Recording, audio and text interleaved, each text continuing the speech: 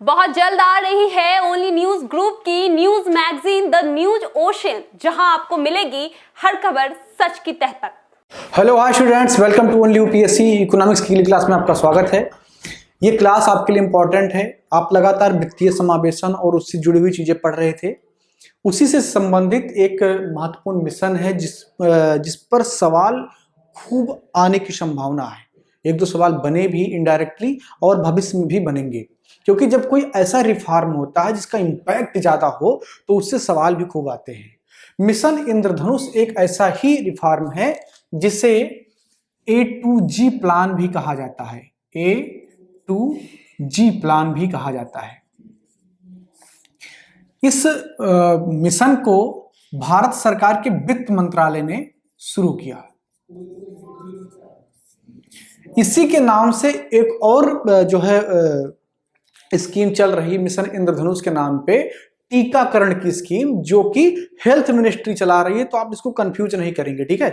तो health ministry का भी एक मिशन इंद्रधनुष है, लेकिन वो टीकाकरण से संबंधित है। ये जो मिशन इंद्रधनुष है ये बैंकों के रिफॉर्म के लिए है, ठीक है ना।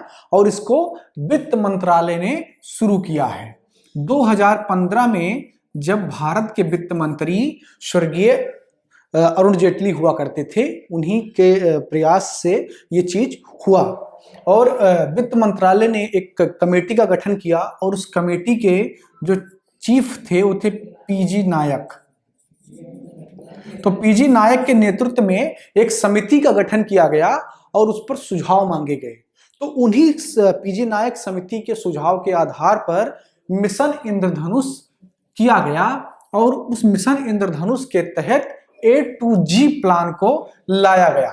A2G प्लान क्या है वो यहाँ पर लिखा हुआ है, यानी कि जो आपका अल्फाबेट होता है उसमें ये से लेकर के जी तक जो टर्म हैं उन्हीं से जोड़ करके उनको बनाया गया, इसीलिए इसको A2G प्लान कहते हैं, ठीक है ना।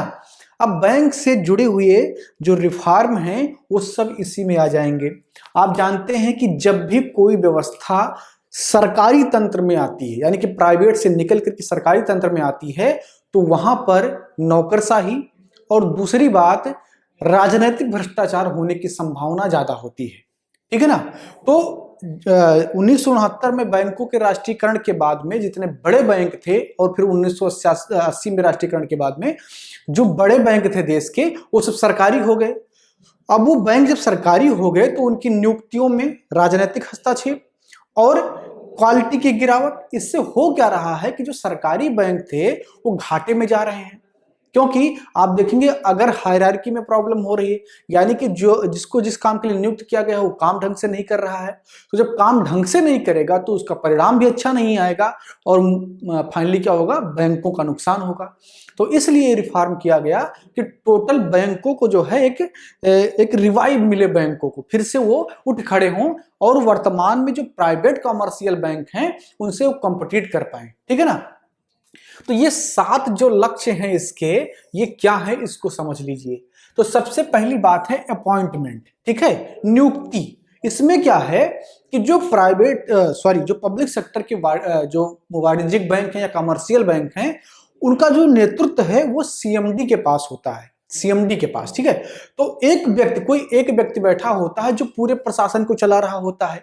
अच्छा, इससे होता क्या है कि उस व्यक्ति में अपने आप में एक तानाशाही प्रवृत्ति आती है और कई लोगों के समूह न होने की वजह से एकमात्र व्यक्ति का एक यूनिलीनियर फैसला होता है जिसको सबको मानना होता है। तो यहां पर व्यवस्था यह किया गया कि सीएमडी हो, सीओ हो या इस प्रकार के 2-3 व्यक्ति बैठे हों टॉप लेवल पर जो मिल करके फैसले लें, तो उसमें जवाबदेहिता यानी कि अकाउंटेबिलिटी थोड़ी ज्यादा होगी। तो इसलिए नियुक्ति में बदलाव की बात कही गई। दूसरा बात है बैंक बोर्ड ब्यूरो, यानी कि जो नियुक्ति के लिए संस्था है। अभी तक जो नियुक्ति हो रही थी वो चूंकि सरकारी बैंक है तो सरकार का हस्तक्षेप होगा, तो पीजी नायक कमेटी ने कहा कि ऐसा कीजिए कि एक बोर्ड का निर्माण कीजिए जो केवल उसी के लिए काम करेगा। तो इसीलिए बैंक बोर्ड ब्यूरो को बनाए जाने का सुझाव दिया गया। इससे क्या होगा कि यही बैंक बोर्ड ब्यूरो इस नियुक्ति को करेगा, यानी कि जो बैंक में नियुक्तियां होंगी उसका काम कौन करेगा? बैंक बोर्ड ब्यूरो करेगा, ठीक है ना। और इससे होगा क्या कि वो पॉलिटिकल जो पूरा इन्वायरमेंट है उससे वो बाहर निकल के काम कर पाएगा। क्योंकि देखो राजनीति जो है वो बहुत ही ज्यादा निरपेक्ष चीज है, बहुत ही ज्यादा निरपेक्ष चीज है। किससे? सच्चाई से, ईमानदारी से, सत्य है ये। कहा जाता है, जब राजनीति की परिभाषा आप पढ़ेंगे समाजशास्त्र में तो वहां पर आप ये चीज देखेंगे कि राजनीति का एक ही उद्देश्य होता है, शक्ति अर्जित करना। तो उसके लिए साम दाम दंड भेद कोई मायने नहीं रखता है। ये आप इतिहास में भी देखे होंगे अगर आपने इतिहास पढ़ा है, और अगर आप वर्तमान में भी राजनीति को समझते हैं तो आप एक चीज देखते होंगे, यही है सच्चाई राजनीति की, ठीक है ना। तीसरा चीज है कैपिटलाइजेशन। बैंक लगातार कर्ज में डूबे हुए हैं, यानी कि उनके ऊपर बोझ बहुत ज्यादा बढ़ रहा है। तो सरकार क्या करे कि उनको अतिरिक्त पैसा मुहैया करवाए, अतिरिक्त धन मुहैया करवाए, ताकि वो फिर से मजबूत स्थिति में आ सकें और प्राइवेट बैंकों के साथ कॉम्पिटिट कर सकें। इसलिए कैपिटलाइजेशन की बहुत ज्यादा आवश्यकता है। यह भी मिशन इंद्रधनुष का लक्ष्य है। लेकिन जो सवाल यूपीएससी आपसे पूछेगी वो ये सातों चीज आपको नहीं देगी, वो एक दो बात इसमें से पूछेगी स्टेटमेंट के थ्रू, लेकिन आपको सातों पता होना चाहिए। यूपीएससी आप थोड़ी है उसको जो उसका मन करेगा वो पूछेगा, और आप अगर दो पढ़ लिए तीन को छोड़ दिए तो गड़बड़ हो जाएगा ना। इसलिए पूरा पढ़िए और समझिए कि उसका मतलब क्या है, ठीक है। तो तीसरा क्या है? कैपिटलाइजेशन, यानी कि पूंजीकरण। जो बैंक हैं जो घाटे में चल रहे हैं उनको अतिरिक्त पूंजी दे करके मजबूत स्थिति में लाना। तीसरा है डी स्ट्रेसिंग। डी स्ट्रेसिंग का सीधा सीधा मतलब यह है कि आपके देश के जो बैंक हैं उन पर एनपीए का बोझ बहुत ज्यादा बढ़ा है, ठीक है, और पिछले दशक में तो बहुत ही ज्यादा बढ़ा है। तो उनके उस स्ट्रेस को, यानी कि उस तनाव को कम करने के लिए अधिक से अधिक जो एनपीए हैं वो एआरसी को बेचना चाहिए, ठीक है। एआरसी क्या है ये मैंने आपको पढ़ाया है। जो विद्यार्थी इस क्लास से जुड़ रहे हैं हमारे साथ वो प्लेलिस्ट में जाकर के देखें कि एआरसी क्या है।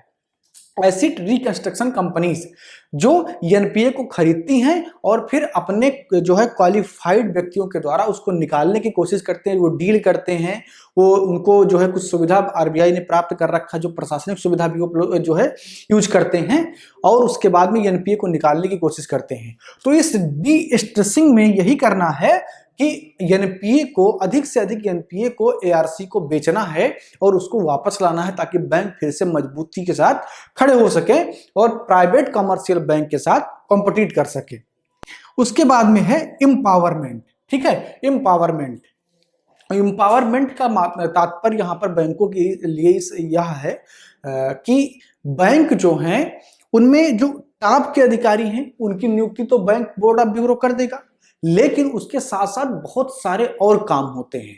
आप कई बार बैंकों को आपने विजिट किया होगा, और खासकर सरकारी बैंकों के, तो वहां जब आप जाएंगे खाता खुलवाने के लिए तो एसबीआई है या पीएनबी है, इसमें आप जाते हैं तो बहुत ही ज्यादा वो आराम की मुद्रा में आपसे बात करते हैं। अच्छा ये काम करना है, खाता खुलवाना है, ये फॉर्म ले लीजिए। वो मतलब वो उस तरीके से एक्टिव होकर के काम नहीं कर रहे हैं।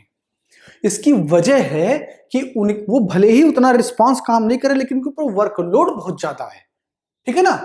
तो नियुक्ति, यहां जो एम्पावरमेंट की बात है वो ये है कि बैंक खुद इतना ज्यादा उनको ये शक्ति दिया जाए कि वो अपनी नियुक्ति कर सकें और उससे क्या हो, काम उनका ज्यादा हो, मजबूती के साथ वो काम कर पाए, ठीक है।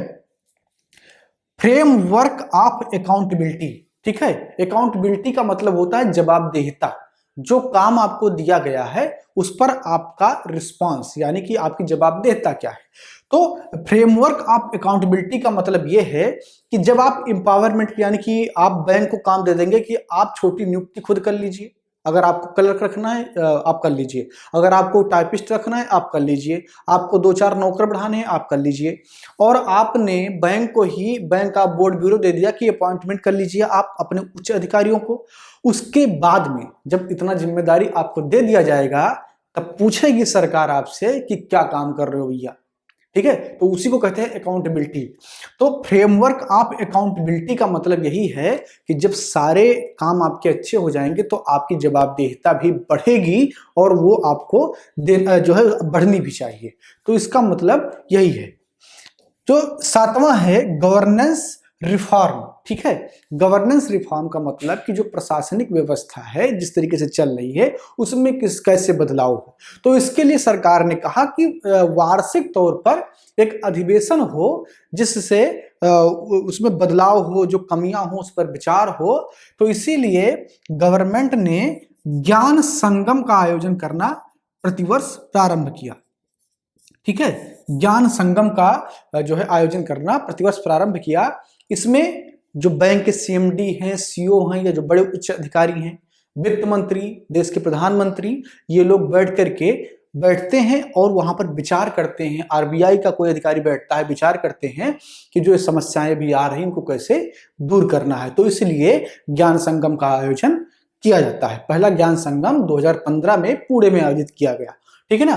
तो ये ज्ञान संगम वार्षिक तौर पर होगा और इसमें इस बात की चर्चा की जाएगी कि फला फला समस्या है और इसका निस्तारण करना है, ठीक है। तो ये है पूरा मिशन इंद्रधनुष। और ये किस लिए है? बैंकों के रिफॉर्म के लिए, ताकि बैंक अपने आप को मजबूत और बेहतर स्थिति में लाएं, ताकि वो प्राइवेट कॉमर्शियल बैंक से कॉम्पिटिट कर सकें। इसीलिए मिशन इंद्रधनुष है। अब ये आपके लिए जरूरी क्यों है? क्योंकि ये तो करंट का मुद्दा भी नहीं है, ये तो 2015 की बात है। लेकिन फिर भी आप क्यों पढ़ रहे हैं इसको? क्योंकि इससे कनेक्ट होकर के आपसे सवाल पूछा जाएगा। आपसे पूछा जाएगा कि मिशन इंद्रधनुष के लक्ष्य ये हैं, ठीक है। उसकी समिति के किसकी समिति के सुझाव के आधार पर वो था, और फिर करंट से उसको जोड़ दिया जाएगा, ठीक है ना। तो यूपीएससी का सवाल इसी तरीके से होता है। तो आप किसी बड़े रिफॉर्म को स्किप नहीं कर सकते हैं। आप इसलिए इसको नहीं छोड़ सकते क्योंकि 2015 की बात है। ये 2015 की बात नहीं है, ये आपके सिलेबस इकोनॉमिक्स की बात है, इसलिए आपको ये पढ़ना भी चाहिए, ठीक है। तो ये था पूरा मिशन इंद्रधनुष, जिसको आपने समझ लिया। अगली क्लास में किसी और टॉपिक की बात करेंगे। हम लगातार अभी बैंकिंग सिस्टम के अंतर्गत वित्तीय समावेशन, बैंकिंग व्यवस्था पूरा समझ रहे हैं। उसी में एक टॉपिक था जो आपको समझाना जरूरी था। इस क्लास में आपने इसको समझा। अगली क्लास में किसी और टॉपिक की बात करेंगे। तब तक अगर आपको कुछ समझ में ना आया उसमें तो पूछ लीजिए सवाल कमेंट करके, उसका कमेंट में जवाब मिलेगा और वीडियो में भी उसका जवाब दे दिया जाएगा, ठीक है। Thank you. बहुत जल्द आ रही है ओनली न्यूज ग्रुप की news magazine the news ocean, जहां आपको मिलेगी हर खबर सच की तह तक।